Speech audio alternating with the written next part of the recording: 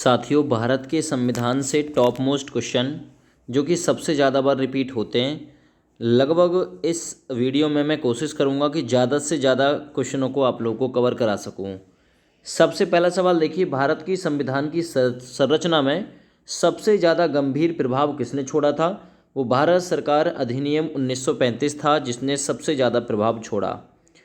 सवाल नंबर 2 में देखिए, सवाल नंबर 2 है, जुलाई 1946 में स्थापित संविधान सभा के सदस्यों में कौन शामिल नहीं था? राजेंद्र प्रसाद भी थे, के.एम. मुंशी भी थे, अब्दुल कलाम आज़ाद भी थे, यहाँ महात्मा गांधी जो थे वो संविधान सभा के सदस्यों में शामिल नहीं थे। संविधान सभा का गठन किया गया था 6 दिसंबर 1946 को, ठीक है ना। और संविधान सभा पहली बार मिली थी 9 दिसंबर 1946 को। इस दिन सचिदानंद सिन्हा जी कार्यवाहक तौर पे अस्थायी अध्यक्ष नियुक्त किए गए थे। और तीसरी बार मिली थी 11 दिसंबर 1946 को। इस दिन डॉक्टर राजेंद्र प्रसाद को इसका संविधान सभा का स्थायी अध्यक्ष बनाया गया था। भारत की संविधान सभा गठित करने का आधार क्या था? तो इसका आधार था कैबिनेट मिशन प्लान 1946। स्वतंत्र भारत की लोकसभा का पहला अध्यक्ष कौन था? गणेश वासुदेव मावलंकर यानी जी.वी. मावलंकर। अगला सवाल देखिए, भारत की संविधान सभा का संवैधानिक सलाहकार कौन था? इंपॉर्टेंट क्वेश्चन है। Sir BN. राव ये संविधान सभा के संवैधानिक सलाहकार थे। भारत के संविधान को अपनाया गया, कब अपनाया गया? भारत के संविधान को 26 नवंबर 1949 को अपनाया गया, 26 जनवरी 1950 को लागू किया गया। भारत का पहला उप प्रधानमंत्री कौन था? तो याद रखना, भारत के पहले उप प्रधानमंत्री थे सरदार वल्लभ भाई पटेल। निम्नलिखित में से भारतीय संविधान का अध्यक्ष कौन था? तो संविधान सभा का जो स्थायी तौर पे अध्यक्ष थे वो थे डॉक्टर राजेंद्र प्रसाद जी। भारत के पहले राष्ट्रपति के रूप में डॉक्टर राजेंद्र प्रसाद का चुनाव किसके द्वारा किया गया था? तो इनका जो चुनाव किया गया था संविधान सभा के द्वारा इनको चुना गया था। तो ऑप्शन सी ठीक है। हमारा राष्ट्रगान पहली बार कब और कहाँ पर गाया गया? एक और उपयोगी सवाल है।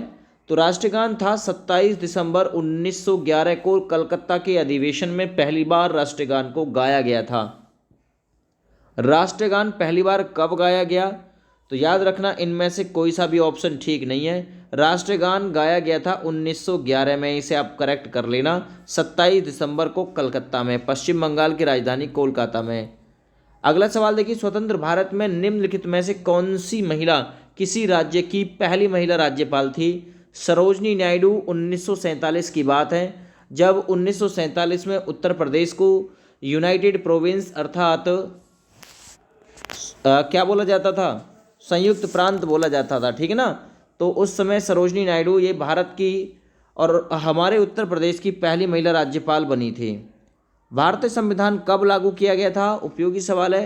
26 जनवरी 1950। भारत में दल रहित लोकतंत्र का प्रस्ताव किसने रखा था? तो दल रहित लोकतंत्र का जो प्रस्ताव था वो जयप्रकाश नारायण जी ने रखा था दोस्त। Doctor B R. अम्बेडकर ने संविधान का हृदय और आत्मा किसने कहा?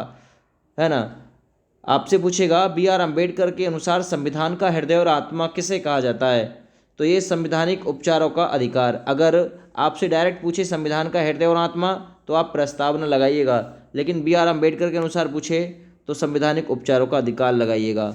भारत की संविधान सभा ने किस वर्ष कामकाज प्रारंभ किया? कामकाज किस वर्ष प्रारंभ किया था? 1946 में संविधान बनाने का कामकाज प्रारंभ किया था।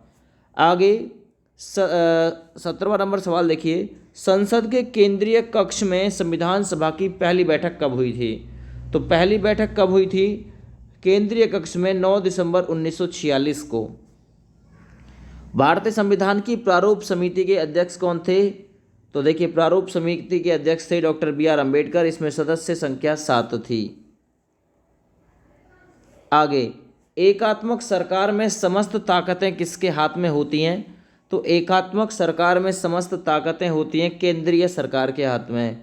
संविधान सभा की प्रारूप समिति के अध्यक्ष कौन थे? डॉक्टर भीमराव अंबेडकर। 14 अप्रैल को मनाया जाता है इनका जन्म दिवस के अवसर में, ठीक है ना। आगे, भारत में किस प्रकार का लोकतंत्र है? तो देखिए, प्रतिनिधियों का लोकतंत्र है। ऑप्शन सी ठीक है, ठीक है ना। आगे, निम्नलिखित में से कौन सा देश आधुनिक लोकतंत्र की स्थापना करने वाला पहला देश है? आधुनिक लोकतंत्र की स्थापना करने वाला पहला देश है अमेरिका। आगे बढ़िए, संविधान के उद्घाटन के लिए 26 जनवरी को चुना गया, क्यों? आखिर क्या था? देखिए, कांग्रेस ने इसे 1930 में स्वाधीनता दिवस के रूप में मनाया था, इसलिए 26 जनवरी को उद्घाटन दिवस अर्थात गणतंत्र दिवस के रूप में मनाने का निर्णय इसलिए लिया गया था। भारत के संविधान का निर्माता किसे माना जाता है? भीमराव अंबेडकर को। भारतीय संविधान कब अस्तित्व में आया? उपयोगी सवाल है। 26 जनवरी 1950 को। तो ये 25 बहुमूल्य सवाल थे।